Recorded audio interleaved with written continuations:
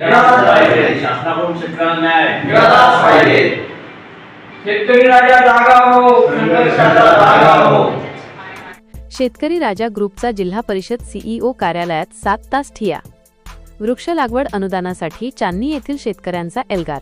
15 दिवसांत रक्कम जमा करण्याचे प्रशासनाचे आश्वासन. अकोला पातर तालुक्यातील चांदणी येथील शेतकरी गेल्या 3 वर्षांपासून वृक्ष लागवडीच्या अनुदानापासून वंचित असल्याच्या निषेधार्थ शेतकरी राजा ग्रुपच्या वतीने फेब्रुवारी 26 रोजी जिल्हा परिषद मुख्य कार्यकारी अधिकारी सीईओ यांच्या कार्यालयात सकाळी 11 वाजेपासून सलग 7 तास ठिय्या आंदोलन करण्यात आले. नेमके प्रकरण काय? चांदणी परिसरातील अनेक शेतकऱ्यांनी 3 वर्षांपूर्वी शासनाच्या योजनेअंतर्गत वृक्ष लागवड केली होती.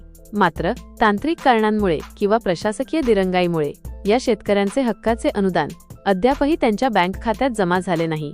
वारंवार पाठपुरावा करूनही न्याय मिळत नसल्याने अखेर शेतकऱ्यांनी आंदोलनाचे हत्यार उपसले. माजी आमदारांची मध्यस्थी आंदोलनाची दखल घेत बाळापूरचे माजी आमदार बळीराम सिरस्कार यांनी घटनास्थळी उपस्थिती दर्शवली. त्यांनी प्रशासकीय अधिकारी आणि आंदोलक शेतकरी यांच्यात मध्यस्थी केली. यावेळी झालेल्या चर्चेनंतर प्रशासनाने पुढील 15 दिवसांच्या आत रखडलेली अनुदानाची रक्कम शेतकऱ्यांच्या खात्यात जमा केली जाईल आणि या प्रकरणातील दोषी कर्मचाऱ्यांवर योग्य ती कारवाई केली जाईल, असे लेखी आश्वासन दिले. या आश्वासनानंतर शेतकरी राजा ग्रुपने आपले आंदोलन तुर्तास स्थगित केले.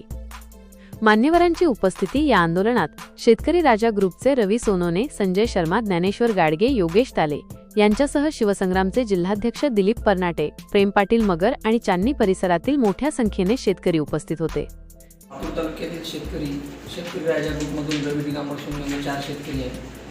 आम्ही रोजगार अंतर्गत शेतामध्ये आमच्या वृक्ष लागवड केलेली आहे. आज 3.5 वर्ष झाली. 1.5 वर्षापासून आम्ही शासनासोबत भांडत आहोत. 2 उपोषण केले आणि वैष्णवी मॅडम आणि श्री कुमार साहेब यांनी आम्हाला न्याय देऊ असे आश्वासन दिले.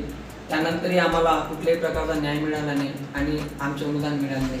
परत आम्ही उपोषण केले. वैष्णवी मॅडम आणि कुमार साहेब यांनी आम्हाला परत न्याय देऊ असे आश्वासन दिले आणि चौकशी करून त्यांच्यावरती कारवाई करू असं 2 वेळा झालं. चौकशीच्या फेऱ्यामध्ये आम्ही 1.5 वर्षापासून अटकलेले आहोत. आमच्या शेतामध्ये वृक्ष लागवड असून सुद्धा आम्हाला अनुदान मिळालेले नाही.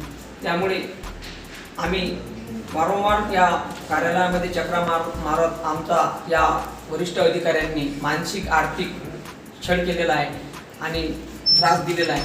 त्यामुळे आम्ही 23 तारखेला मेसराम मुख्य कार्यकारी अधिकारी मॅडम मेसराम मॅडम यांना आम्ही निवेदन दिले की आम्ही ठिय्या आंदोलन करणार आहोत.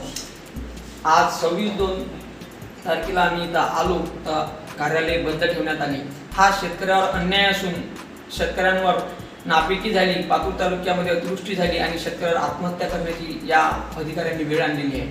तरी आमची मुख्यमंत्री साहेबांना विनंती आहे की शेतकऱ्यांना न्याय द्यावा. आम्ही जे 4 शेतकरी आहोत अनुदानापासून वंचित आहोत यांना न्याय द्यावा आणि ज्या अधिकाऱ्यांनी शेतकऱ्यावर अन्याय केला त्यांच्यावर कारवाई करावी. नमस्कार.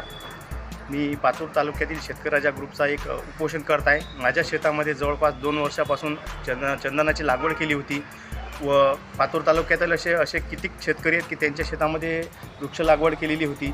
पण पंचायत समिती पातूर येथील PTO, APO व संबंधित रोजगार सेवक यांच्या मनमानी कारभारामुळे बरेच शेतकरी हे अनुदानापासून वंचित आहेत. त्यामुळे आम्ही मागील वर्षी 6 दिवसाचं 1 दिवसीय उपोषण केलं होतं व त्यावेळेस आम्हाला CO मॅडम व जिल्हाधिकारी मॅडम साहेबांनी लेखी आश्वासन दिलं होतं की तुम्हाला पूर्णपणे अनुदान मिळेल व जे यामध्ये दोषी लोक असतील याच्यावर कारवाई होईल.